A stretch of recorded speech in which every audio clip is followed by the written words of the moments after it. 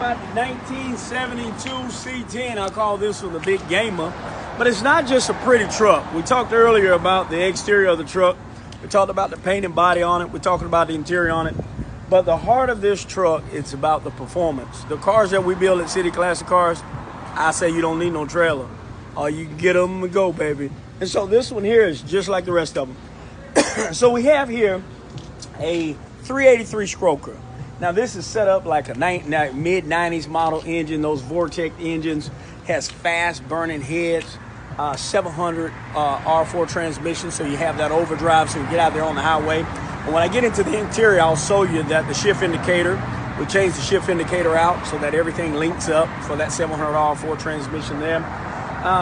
This has like a retro serpentine kit on the front. It's not a March aftermarket front runner system or anything like that, but it has that retro feel to it, that retro look to it. We talked about that CST10, and so we want to keep it OEM and kind of stock in some ways. Just feels like it's just a truck, but then in some ways we want it to feel kind of custom, kind of upgraded. So that's the setup there.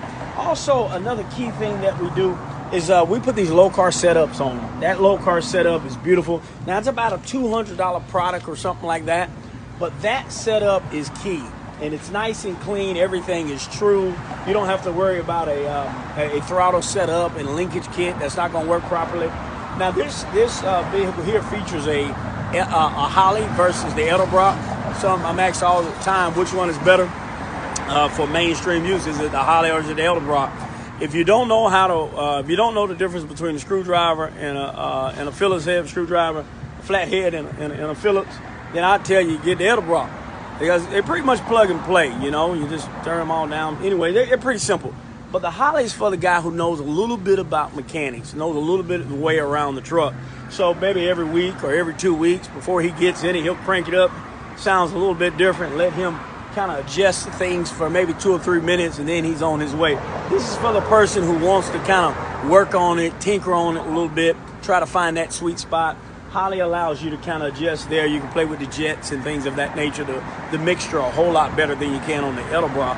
So it depends on who you are, and you got to find the product for you. But both of them are great. The other thing, when we're doing an engine, the dressing out of the engine is very, very important. So this right here, we talk about the outside. That's pretty. We talk about this being that platinum ice pearl, PPG, DBC. Well, the engine is painted in the same thing. It's that platinum ice pearl DBC paint by PPG. It's the best of the line. PPG has 3 levels. They have shop line, they have shop line plus, and they have DBC. My mixing room, my mixing system has only one kind of paint in it, baby, DBC. So that's what we do. And so we wanted to match all that together. The client thought it was great. And then the engine compartment. You know, a lot of individuals ask me, how much does it cost to put an engine in? You know, I want you to rebuild my engine. I want you to take my engine out. I want you to put my engine back in. And so I'd say, I don't know. You know, I don't know, maybe 15, 20 grand. I don't know. How can it cost that much? Well, I'm not the guy to pull your engine out, use all those old parts, put the greasy parts back, go to the parts washer, spend a day and a half in the parts washer, put these old parts back on, spray paint the brackets, spray paint. I'm not going to do that.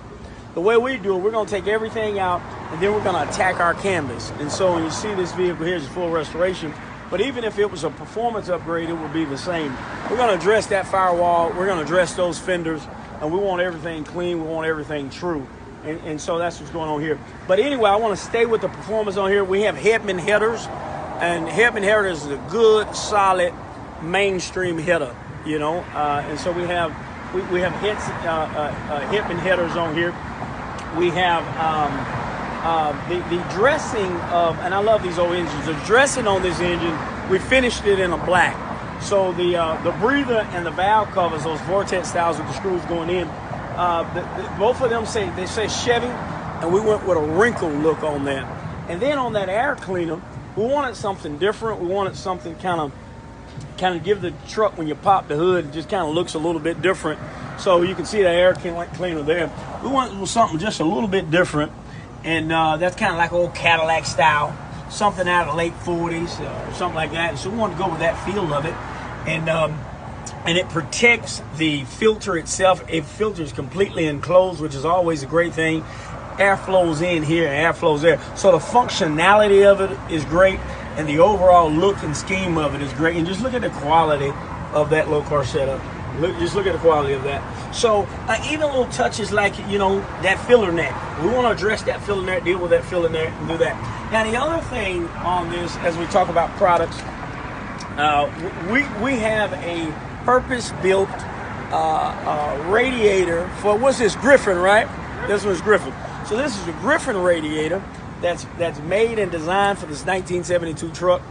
It's already set up. It has 14 dual 14-inch fans already fabricated on there. I mean, this is the type of stuff that separates your vehicle. It separates it from other products, other vehicles of that nature. So that's what's on here. I mean, this is going to cool this truck, and just real high end, real high quality. Even on the battery, we went with an Optimum battery on the inside. We're talking a little bit about the Memphis sound system that we have there.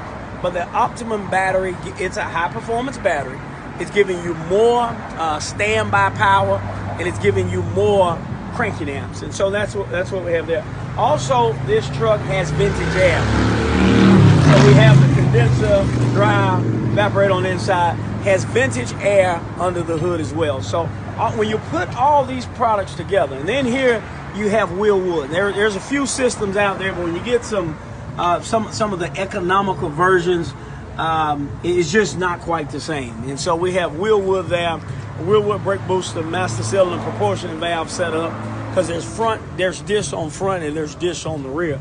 So just the who's who of products. Now the other thing, this is a small detail, but I'll show you this detail here. So we have braided lines all throughout the plumbing of the truck. So there's no rubber lines, there's no hydraulic lines here. Everything is braided and everything has AN fittings. So that's all the way from the back all the way to the front. All of the fuel lines, all of the brake lines, all of the power steering lines, everything is braided. Everything has AN fittings on it. It's kind of like a race car setup. So everything, or drag strip, everything has that on there. And so this is what, at the end of the day, makes a car. And then the wiring, we went with the OEM. A lot of times, builders at home, if you're looking for a product that we like, most of our cars, we use a Highway 22 kit. It's better than the direct fit OEM, because the direct fit OEM, it's not as clean. But the Highway 22 by American Auto Wire is a real clean unit. We like to use that one. But on this one, we wanted to kind of see some wires. We didn't want to hide everything. Sometimes when you're building a truck, you're building a vehicle, and if you make it too custom, what ends up happening is you hide everything and you can't see everything.